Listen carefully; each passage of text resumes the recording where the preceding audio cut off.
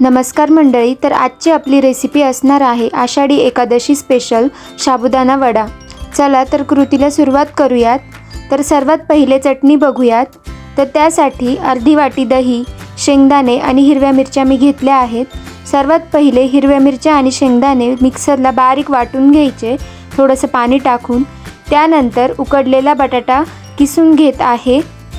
त्यानंतर एका पातेल्यात तेल घालायचं थोडंसं आणि त्यामध्ये आपण जे वाटण केलं ना शेंगदाणा आणि हिरव्या मिरच्याचं ते टाकून द्यायचं आणि चांगलं फ्राय करून घ्यायचं। ते तेलात थोडंसं परतलं गेलं की आपल्याला तेच दही मिक्सरला फिरवून घ्यायचं आहे आणि ते पण त्यामध्ये ॲड करून घ्यायचं आहे।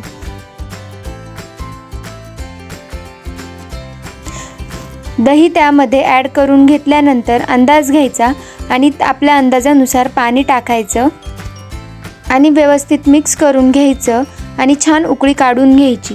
त्यानंतर त्यामध्ये चवीप्रमाणे मीठ घालायचं आणि मिक्स करून छान उकळून द्यायचं।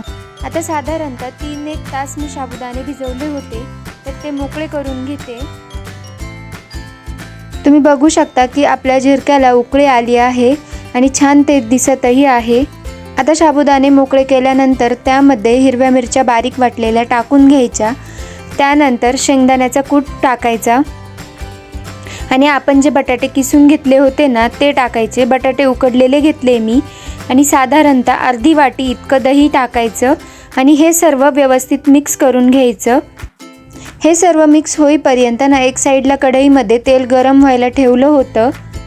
आता हे सगळं मी व्यवस्थित मिक्स करून घेते, आधी चमच्याच्या सहाय्याने आणि नंतर हाताने व्यवस्थित एकजीव करून घ्यायचं।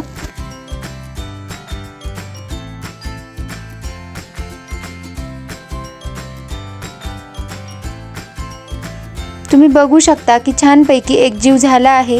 तर आता आपण वडे करायला घेऊयात। त्यासाठी पाण्याचा हात घ्यायचा आणि थोडं थोडं पिठाचा गोळा घेऊन ना त्याचे वडे थापून घ्यायचे। प्रोसेस तुम्ही बघूच शकता।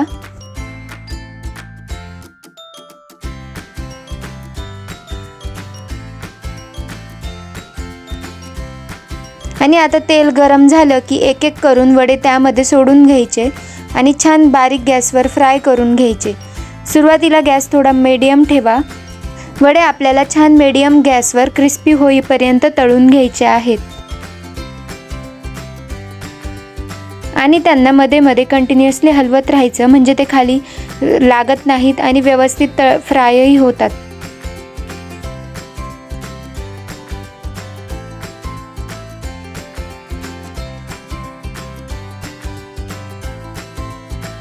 तुम्ही बघू शकता की छानपैकी आपले वडे तळत आहेत आणि कलरही बघू शकता की चेंज झाला आहे।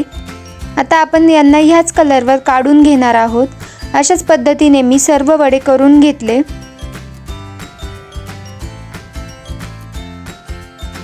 आणि आता आपलं वड्यांसोबतचं झिरकंही रेडी आहे। तर गरमागरम वड्यांसोबत सर्व करूयात। तर कशी वाटली रेसिपी नक्की सांगा आणि उद्या आषाढी एकादशी निमित्त बनवूनही बघा आणि कमेंटमध्ये नक्की सांगा कसे होतात ते।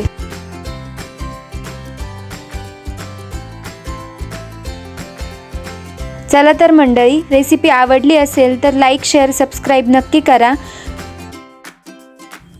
पुन्हा एकदा भेटूयात अशाच एका नवीन रेसिपी सोबत।